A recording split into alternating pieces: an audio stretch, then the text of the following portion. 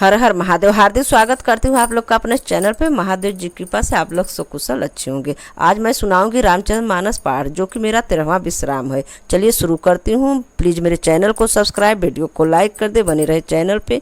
शुरू करती हूँ। सुनहु प्राण प्रिय भावती जी का, देहूँ एक बर भर तहि टीका। मांगो दूसर बर कर जोरी, पर बहुनाथ मनोरथ मोरी। वह बोली, हे प्राण प्यारे सुनहि, मेरे मन को भाने वाला एक बर तो दीजिए भरत जी को रात तिलक, और हे नाथ दूसरा बर भी वह मैं हाथ जोड़कर मांगती हूँ, मेरा मनोरथ पूरा कीजिए। तापस बीस बिस से उदासी, 14 बरस राम बनवासी। सुन मृद बचन भूम ही शोकी, शशि कर छुअत बिकल जम को की। तपस्वियों के भेष में विशेष उदासीन भाव से राज्य के और कुटुंब आदि की ओर से भली भात उदासीन होकर विरक्त मुनियों की भांति राम 14 वर्ष तक वन में निवास करे। कैकेयी के कोमल विनियुक्त वचन सुनकर राजा के हृदय में ऐसा शोक हुआ जैसे चंद्रमा की किरणों में स्पर्श से चकवानी विकल हो जाता है। राजा सहम गए, उनसे कुछ कहते न बना। मानो बाज वन में बटेर कर झपटा हो। राजा का रंग बिल्कुल उड़ गया, मानो ताड़के पेड़ के बिजली ने मारा है। जैसे ताड़के के पेड़ में बिजली गिरने से वह सुलझ कर बदरंगा हो जाता है, वही हाल राजा का हुआ। मन माथे पर हाथ रखकर दोनों नेत्र बंद करके राजा ऐसे सोच करने लगे मानो साक्षात सोच की ही शरीर धारण कर सोच कर रहा हो। वे सोचते हैं, हाय मेरा मनोरथ रूपी कल्प वृक्ष फल चुका, परंतु फलते समय कैकेयी ने हाथिनी की तरह उसे जड़ समेत उखाड़ कर नष्ट कर डाला। कैकेयी ने अयोध्या को उजाड़ कर दिया और विपरीत की उचल से नींव डाल दी।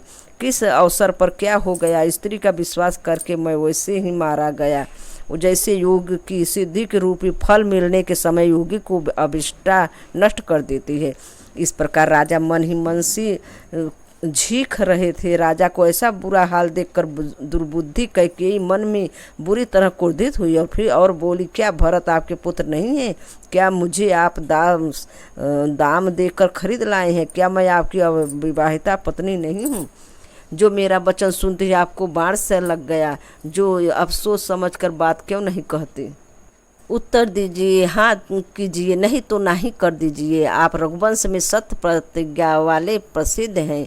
आपने ही वर देने को कहा था, भले न दीजिए, सत्य को छोड़ दीजिए और जगत में अपसय लीजिए। सत्य की बड़ी सराहना करके वर देने को कहा था, समझा था कि वह चवेना ही मांग लेगी। राजा सब सीबी दधीच और बलि ने कुछ कहा, शरीर और मन और धन त्याग कर भी उन्होंने अपने वचन की प्रतिज्ञा का निर्वाह करके बहुत ही कड़वे वचन कह रही हैं, मानो जले पर नमक छिड़क रही हो। धर्म की धूरी को धारण करने वाले राजा दशरथ धीरज धर कर नेत्र खोले और सिर धनु कर साथ में लंबी सांस लेकर इस प्रकार कहा कि इसने मुझे बड़ी कठोर मारा है, ऐसी कठिन परिस्थिति उत्पन्न कर दी थी जिससे बच निकलना कठिन हो गया।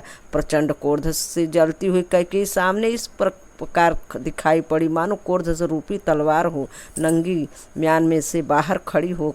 कुबुद्धि उस तलवार को मुड़ है, निष्ठुरता धार है और वह कुबरी मंथरा रूपी शान पर धर कर तेज की हुई है। राजा ने देखा कि यह तलवार बड़ी ही भयानक और कठोर है और सोचा, क्या सत्य है, यह मेरा जीवन लेगी। राजा अपनी छाती कड़ी करके बहुत ही नम्रता के साथ उससे कहा, कैकेयी को प्रिय लगने वाली वाणी बोले, प्रिय हे भेरू, विश्वास और प्रेम को नष्ट करके ऐसी बुरी तरह वचन कैसे कह रही हो?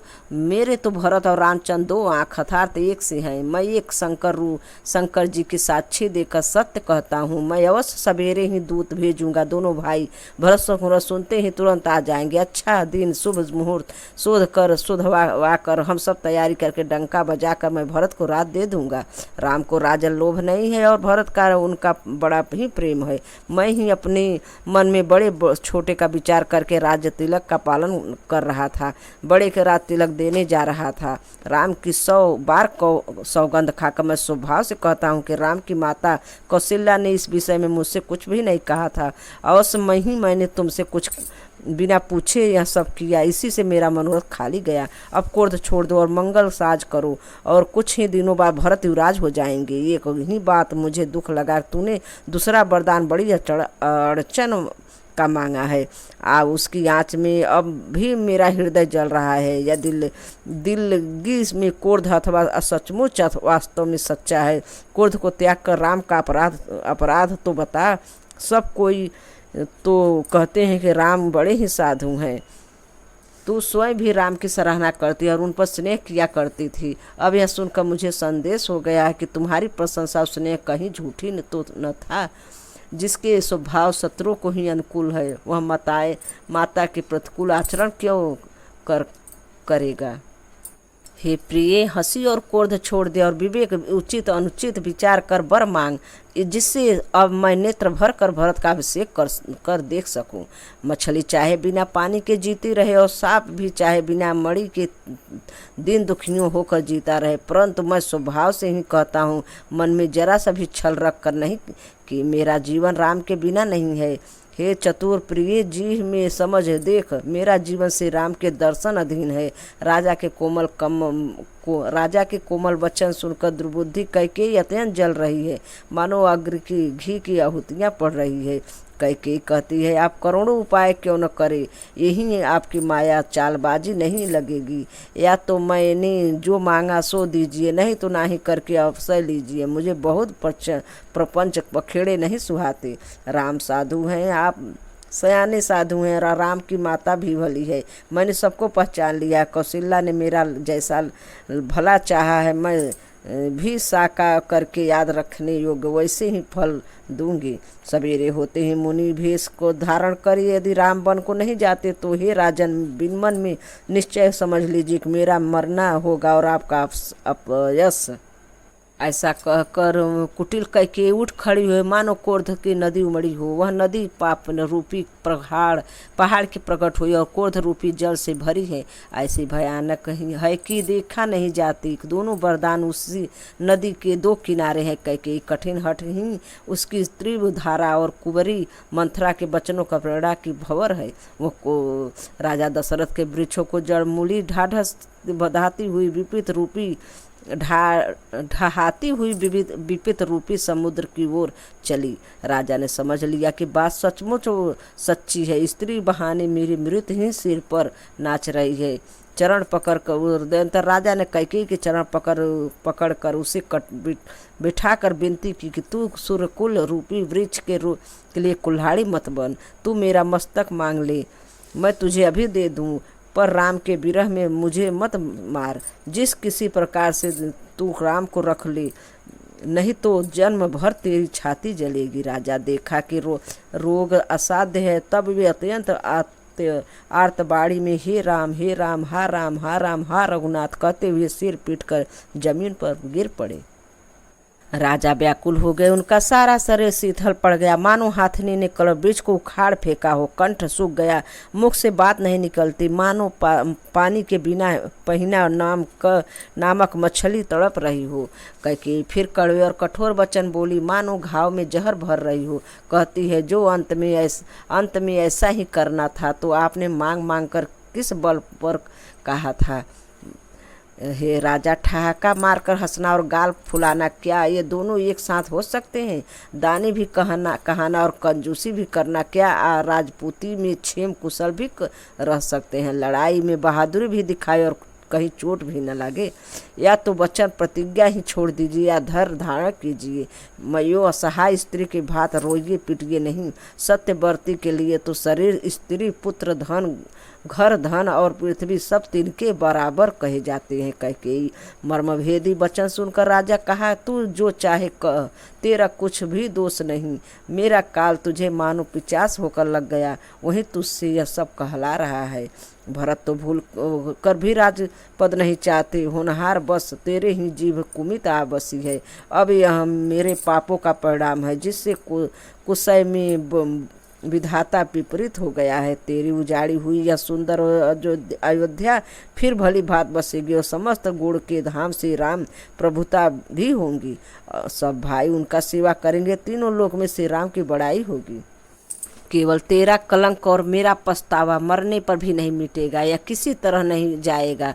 अब तुझे जो अच्छा लगे वहीं कर, मुँह छिपा कर मेरी आंखों के ओट जा बैठ, अर्थात मेरे सामने से हट जा, मुझे मुंह न दिखा। मैं हाथ जोड़कर कहता हूँ कि जब तक मैं जीता रहूँ तब तक फिर कुछ न कहना, अर्थात मुझसे न बोलना। हरि अभागिन, फिर तू अंत में पछताएगी जो निहारू के लिए गाय को मार रही है। कर राजा करोड़ों प्रकार से बहुत तरह से समझा कर यो कहकर कि तू क्यों सर्वनाश कर रही है, पृथ्वी पर गिर पड़े। वह कपट करने में चतुर कैकेयी कुछ बोलती नहीं, मानो मौन होकर मसान जगा रही हो। शमशान में बैठकर प्रेत मंत्र सिद्ध कर रही हो। राजा राम राम रट रहे हैं और ऐसे व्याकुल हैं जैसे कोई पंछी पंख के बिना बेहाल हो। वे अपने हृदय में मनाते और सवेरा न हो और कोई जाकर श्री रामचंद्र से बात न कहे। हे रघुकुल गुरु सूर्य भगवान, आप यहाँ अपना उदय न करें। अयोध्या को देखकर उसका आपके हृदय बड़ी पीड़ा होगी। राजा की प्रीत और कैकेयी की निष्ठुरता दोनों ब्रह्मा ने सीमा तक रच कर बनाया है, अर्थात राजा के प्रेम की सीमा है और कैकेयी निष्ठुरता की तरह।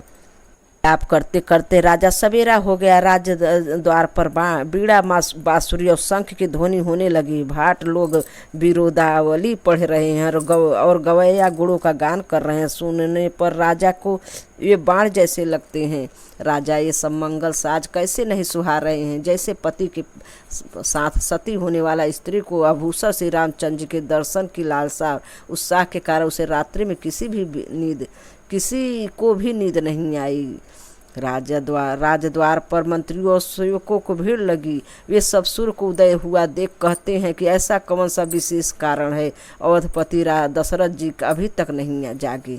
राजा नित्य ही रात के पिछले पहर जाग जाया करते हैं, किंतु आज हमें बड़ा आश्चर्य हो रहा है। हे सुमुत्र, जाओ जाकर राजा को जगाओ, उनकी आज्ञा पाकर हम सब काम करें। जब सुमुत्र रावले राजमहल में गए पर महल को भयानक देखकर वे जाते हुए डर रहे हैं। ऐसा लगता है मानो दौड़कर काट खाएगा। उसकी ओर देखा भी नहीं जाता, मानो विपत और विषाद ने वहाँ डेरा डाल रखा हो। पूछने पर कोई जवाब नहीं देता। उस महल में गए जहाँ राजा और कैकेयी थे। जय जय बी कहकर जय सिर नवाकर वंदना करके बैठे और राजा की दशा देखकर वे सूख गए। देखा कि राजा सोच से व्याकुल और चेहरे का रंग उड़ गया है। जमीन पर ऐसे पड़े हैं मानो कमल जड़ छोड़कर जड़ से उखड़कर मुरझाया पड़ा हो। मंत्री मारे डर के कुछ पूछ नहीं सकते। वह अशुभ से भरी हुई और अशुभ से विहीन कैकेयी बोली, राजा को नींद नहीं आई, इसका कारण जगदीश्वर ही जाने। इन्होंने राम राम रट कर सवेरा कर दिया, परंतु इसका भेद राजा कुछ भी नहीं बतलाए। तुम जल्दी राम को बुला लाओ और तब आकर समाचार पूछना। राजा का रुख जानकर मन सुमित्र जी चले समझ गए कि रानी ने कुछ कुचाल की है। सुमित्र सोच से व्याकुल हो रास्ते पर पैर नहीं पड़ता, आगे बढ़ नहीं जाता। सोचते हैं राजा राम जी को बुलाकर राजा क्या कहेंगे। किसी तरह हृदय में धीरज धर कर वे द्वार पर गए। सब लोग उनको माने उदास देखकर पूछने लगे। सब लोग समाधान करके किसी तरह समझा बुझाकर सुमंत्र का वहाँ गए जहाँ सूर्यकुल के तिलक श्री रामचंद्र जी थे। श्री रामचंद्र जी ने सुमित्र को आते देखा तो पिता के सम्मान समझ उनका आदर किया। श्री रामचंद्र जी के मुख देखकर राजा की आज्ञा सुनना कर वे रघुकुल के दीपक श्री रामचंद्र जी को अपने साथ लिवा ले। श्री रामचंद्र जी मंत्री के साथ बुरी तरह से बिना किसी लवाजमे के रहे हैं। यह देखकर लोग जहाँ तहाँ विषाद कर रहे हैं। रघुवंश मणि श्री रामचंद्र जी ने जाकर देखा, राजा अत्यंत बुरी हालत में पड़े हैं, मानो सिंघनी की को देखकर कोई बूढ़ा गजराज सहम कर गिर पड़ा हो। राजा के ओठ सूख रहे हैं और सारा शरीर जल रहा है, मानो मणि के बिना साप दुखी हो रहा हो। पास ही क्रोध में भरी कैकेयी को देखकर मानो साक्षात मृत ही बैठी गई, राजा के जीवन की अंतिम घड़ियां गिन रही हो। रामचंद्र जी का स्वभाव कोमल और करुणामय है। उन्होंने अपने जीवन में पहली बार यह दुख देखा। इससे पहले कभी नहीं दुख सुना भी नहीं था। तो भी समय का विचार करके हृदय में धीरज धरकर उन्होंने मीठे वचनों में माता कैकेयी से पूछा, हे माता, मुझे पिताजी के दुख कारण कहो, ताकि जिससे उसका निवारण हो, दुख दूर हो। वह यत्न किया जाए। कैकेयी ने कहा, हे राम, सुनो, सारा कारण यही है कि राजा का तुम पर बहुत स्नेह है। इन्होंने मुझे 2 वरदान देने को कहा था। मुझे जो कुछ अच्छा लगा वही मैंने मांगा। उसे सुनकर राजा के हृदय में सोच हो गया है, क्योंकि तुम्हारा संकोच नहीं छोड़ सकती। इधर तो पुत्र स्नेह और उधर वचन प्रतिज्ञा। राजा इसी धर्म संकट में पड़ गए हैं। यदि तुम कर सकते हो तो राजा की आज्ञा सिरोधार्य करो और इनके कठिन कलेश को मिटाओ। कैकेयी बेधड़क बैठी हुई ऐसी कड़वी बाड़ी कह रही थी जिसे सुनकर स्वयं कठोरता भी अत्यंत व्याकुल हो उठी। जीव धनुष है और वचन बहुत ही तीर है, मानो राजा ही कोमल निशाने के समान है। इस सारे सामान के साथ मानो वह स्वयं कठोरपन श्रेष्ठ वीर का शरीर धारण करके धनुष विद्या सीख रहा हो। श्री रघुनाथ जी सब हाल सुनाकर वह ऐसे बैठे मानो निठुरता ही शरीर धारण किए हुए हो। रघुकुल के सुर स्वाभाविक है आनंद निधान श्री रामचंद्र जी मन में मुस्कुराकर सब दूसरों से रहित ऐसे कोमल सुंदर वचन बोले, मानो वाणी के भूषण ही हो। हे माता, सुनो, वह वही पुत्र बड़भागी है जो माता पिता वचनों का अनुरागी पालन करने वाला हो, आज्ञा पालन के द्वारा माता पिता संतुष्ट करने वाला पुत्र हो। हे जननी, सारे संसार में दुर्लभ है। विनय में विशेष रूप मुनियों को मिलाप होगा, जिससे मेरा सब प्रकार के कल्याण है, उसमें भी फिर पिताजी की आज्ञा और हे जननी तुम्हारी संपत्ति है। हे प्राण प्रिय, भरत राज्य पावेंगे। इन सब बातों को देखकर यह प्रतीत होता है कि आज विधाता सब प्रकार से मुझे सम्मुख है, मेरे अनुकूल है। यदि ऐसे काम के लिए मैं वन को न जाऊं तो मूर्खों के समाज में सबसे पहले मेरी गिनती करनी चाहिए। जो कड़व विष को छोड़कर ऋण की सेवा करते हैं, अमृत त्याग कर विष मांग लेते हैं। हे माता, तुम मन में विचार कर देखो, मैं महामूर्ख हूँ भी ऐसा देखो वे महामूर्ख भी ऐसे मौका पाकर नहीं चुकेंगे। हे माता, मुझे एक ही दुख विशेष का रूप हो रहा है। वह महाराज को अत्यंत व्याकुल देखकर इस थोड़ी सी बात के लिए ही पिताजी का इतना भारी दुख हो। हे माता, मुझे इस बात पर विश्वास नहीं होता, क्योंकि महाराज तो बड़े और धीर और गुणों के अथाह समुद्र हैं। अवश्य ही मुझ में कोई बड़ा अपराध हो गया है, जिसके कारण महाराज मुझसे कुछ नहीं कहते। तुम मेरी सौगंध माता, तुम सच सच कहो। रघुकुल श्रेष्ठ श्री रामचंद्र के स्वभाव से सीधे वचनों को दुर्बोध करके टेढ़ा ही करके जान रही है। जैसे यतीब जल समान ही होता है, परंतु जोक के उसमें टेढ़ी चाल से ही चलती है। रानी कैकेयी श्री रामचंद्र जी के रुख पाकर हर्षित हो गई और कपटपूर्ण स्नेह दिखलाकर बोली, तुम्हारी शपथ और भरत की सौगंध है, मुझे राजा के दुख दूसरा कुछ भी नहीं कारण विदित नहीं है। हेता तुम अपराध के योग्य नहीं हो, मुझ में माता पिता अपराध बने पड़े हैं, यह संभव नहीं है। तुम तो माता पिता और भाइयों को सुख देने वाले हो। हे राम, तुम जो कुछ कह रहे हो वह सत्य है। तुम पिता माता के वचनों के पालन में तत्पर हो। मैं तुम्हारी बलहारी जाती हूँ। तुम पिता को समझा कर वही बात कहो, जिससे चौथेपन बुढ़ापे में उनका अपसय न हो। जिस पुण्य ने इनको तुम जैसे पुत्र दिए, उसका निरादार करना उचित नहीं है। कैकेयी के पूरे मुख से ऐसे वसुभ वचन कैसे लगते हैं, जैसे मगध देश में गए आर्थिक तीर्थ श्री रामचंद्र जी को माता कैकेयी के सब वचन ऐसे अच्छे लगे, जैसे गंगा जी में जाकर अच्छे बुरे सभी प्रकार के जल शुभ सुंदर हो जाते हैं। इतने में राजा की मूर्छा दूर हुई। उन्होंने राम का स्मरण करके राम राम कहकर फिर कर करवट ली। मंत्री ने श्री रामचंद्र जी का आना कहकर संयमानुकूल विनती की। जब राजा ने सुना कि श्री रामचंद्र जी पधारे तो उन्होंने धीरज धर के नेत्र खोले, मंत्री को संभाल कर राजा को बैठाया। राजा ने श्री रामचंद्र जी को अपने चरणों में पड़ते प्रणाम करते देखा। स्नेह से बिकर राजा ने राम को हृदय से लगा लिया, मानो सामने अपनी खोई हुई मणि फिर पा गई हो। राजा दशरथ जी श्री राम जी को देखते ही रह गए, उनके नेत्रों में आंसुओं की धारा बह चली। शोक के विशेष बस होने के कारण राजा वह कुछ भी नहीं कर सकते। वे बार बार श्री रामचंद्र जी के हृदय में लगाते और मन में ब्रह्मा जी को मनाते कि जिससे श्री रघुनाथ जी का वन को न जाए। फिर महादेव जी का स्मरण करके उन्होंने उनसे निहोरा करते हुए कहते, हे सदाशिव, आप मेरी विनती सुनिए। आप अस्तो शीघ्र प्रसन्न होने वाले हैं और औढ़ दानी मुँह मांगा दे डालने वाले हैं। अतः मुझे अपना दान सेवक जानकर मुझको मेरे दुख को दूर कीजिए।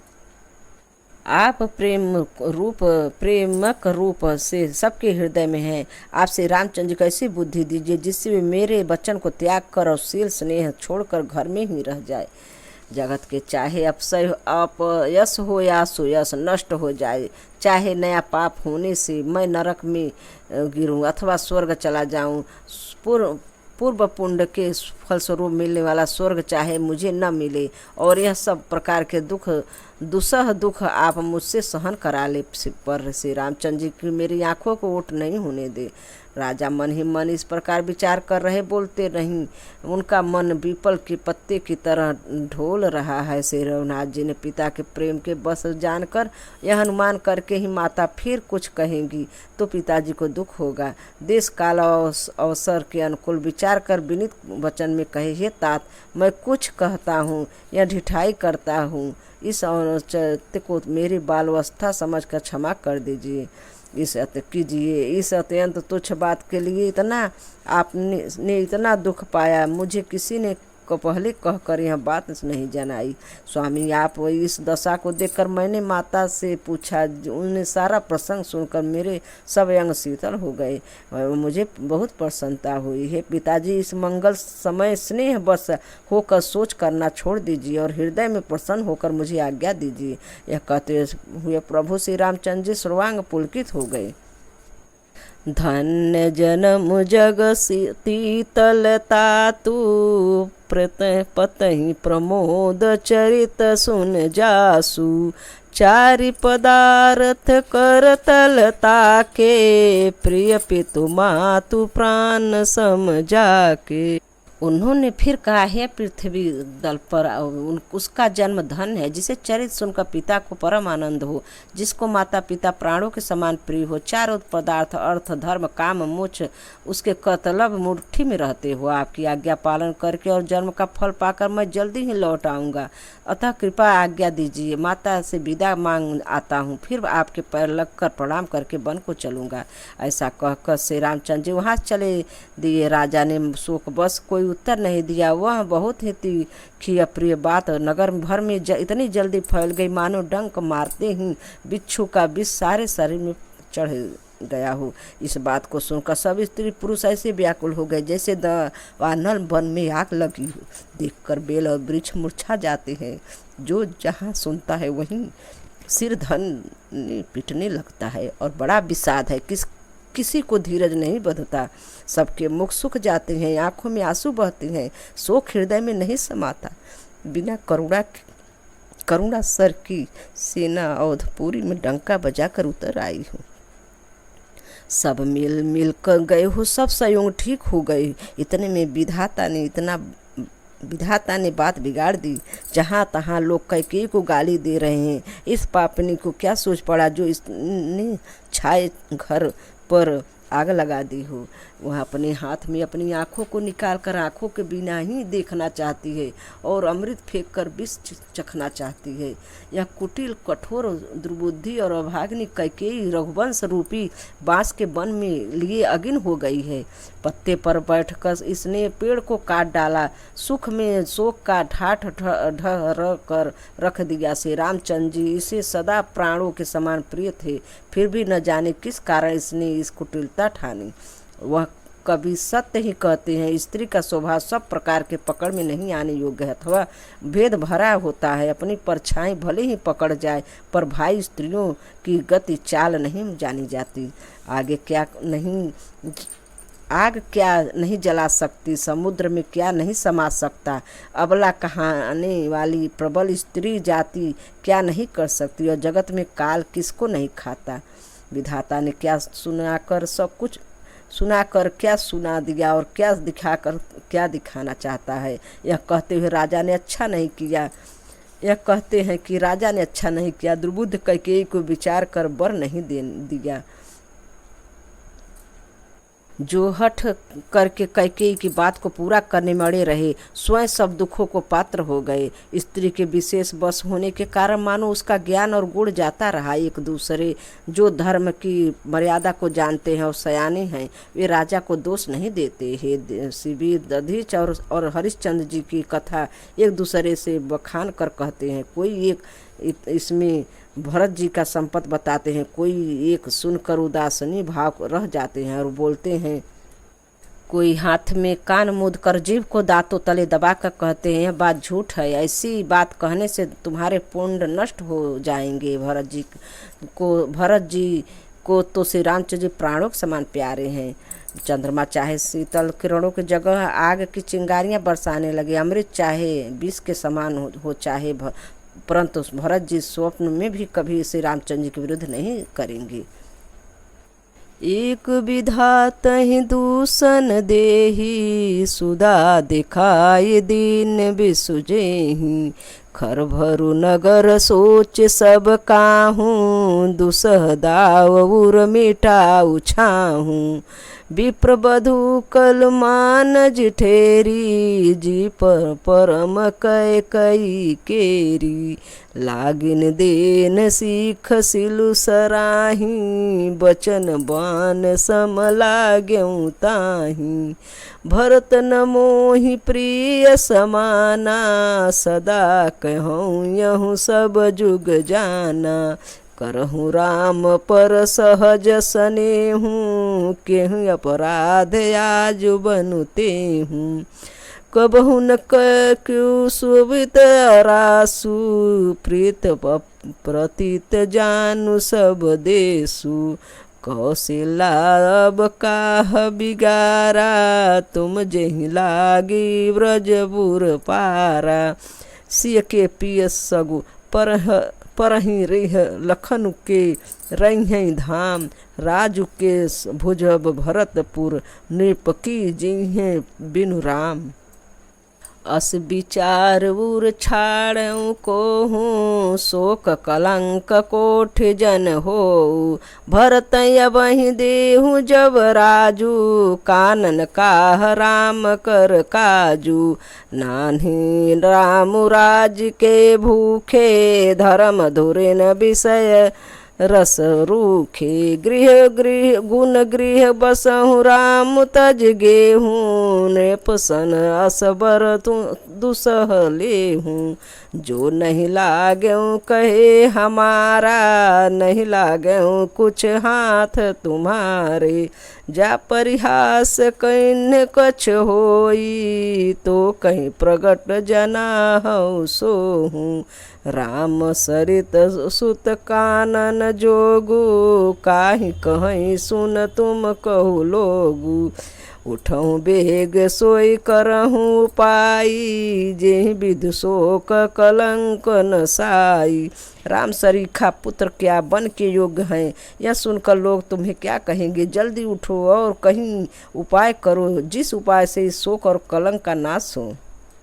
जिस तरह नगर भर में शोक और तुम्हारा कलंक मिटे, वही उपाय करके कुल की रक्षा करो। बन जाते हुए श्री राम को हट करके लौटा ले, दूसरी कोई बात न चला। तुलसीदास जी कहते हैं, जैसे सूर्य बिना दिन, प्राण के बिना शरीर और चंद्रमा के बिना रात निर्जीव और शोभाहीन हो जाती हैं, वैसे ही श्री रामचंद्र के बिना अयोध्या हो जाएगी। हे भावनी, तू अपने हृदय में इस बात को समझकर विचार कर देख तो सही। इस प्रकार सखियों ने ऐसी बात सीख दी जो सुनने में मीठी और परिणाम हितकारी थी, पर कुटिला कुबरी की सिखाई पढ़ाई हुई कैकेयी इस पर जरा भी कान नहीं दिया। और कैकेयी कोई उत्तर नहीं दिया। वह दुसह के क्रोध के मारे रूखी बेमुरब्बत हो रही है। ऐसे दिखती है मानो भूखी बाघिनी हिरनियों को देख रही हो। तब सखियों ने रोगों को असाध्य समझकर उसे छोड़ दिया। सब उनको मंदबुद्धि या भागनी कहती हुई चल दी। राज्य करते हुए इस कैकेयी को देवेन नष्ट हो कर दिया। जैसे इसने कुछ भी न किया वैसा कोई भी न करेगा। नगर के सब स्त्री पुरुष इस प्रकार विलाप कर रहे हैं। उस कुचाली कैकेयी को करोड़ों गालियां दे रहे हैं लोग। जी रही विषम जर ले ही सासा, कौनो राम बिनु जीवन आशा। विपुल वियोग प्रजाय गुलानी, जनु जल जरज गन सुखत पानी। अस विषाद सब बस लाग लोगाई, गए मातु पहि राम गोसाई। मुख प्रसन्न चित चौगुन चाऊ, मिटा सोच जन राखऊं राऊ। श्री रामचंद्र जी के मन नहीं पकड़े हुए, श्री रामचंद्र जी का मन नए पकड़े हुए उस हाथी के समान रात तिलक उस हाथी के बांधने की कांटेदार लोहे को बड़ी में समान है बन जाना। यह सुनकर अपने को बंधन से छुटा जानकर उनके हृदय में आनंद बढ़ गया। और रघुकुल तिलक श्री रामचंद्र जी दोनों हाथ जोड़कर आनंद के साथ माता के चरणों में सिर नवाया। माता ने आशीर्वाद दिया, अपने हृदय से लगा लिया और उन पर गहने तथा कपड़े न्यौछावर कर दिए। बार बार मुख चूबत माता, नयन नेह जल पुलकित गाता। गोद राखी पुन हृदय लगाए, स्रोत प्रेम रस यावद पासुहाए। प्रेम प्रमोद न कुछ कही जाई, रंग धन बद बीजनु पाई। सादर सुंदर बदन निहारी, बोले मधुर बचन महतारी। कहूँ तात जननी बलिहारी, कबहि लगन मुद मंगलकारी। सुगत शील सुख शिव सुहाई, जन्म लाभ यह अवध घाई। हे तात माता बलिहारी जाती है, कहो वह आनंद मंगलकारी लग्न कब है, जो मेरे पुण्यशील और सुख के सुंदर सीमा और जन्म लेने के लाभ में पूर्वंत अवधि है। जिस लग्न को सभी स्त्री पुरुष अत्यंत व्याकुल से इस प्रकार चाहते हैं, जिस प्रकार प्यास में चातक और चात की शरद ऋतु की स्वास्थ्य नक्षत्र की वर्षा को चाहते हो। जे चाहत नर नारी सब अति आरत यही भांति, जिम जातक तुष्ट वृष्ट शरद ऋतु स्वात। इसी दोहा से मैं समाप्त कर रही हूँ। आगे की कथा अगले वीडियो में रखती हूँ। जय श्री राम, सीताराम सीताराम, जय हनुमान, हर हर महादेव। धन्यवाद।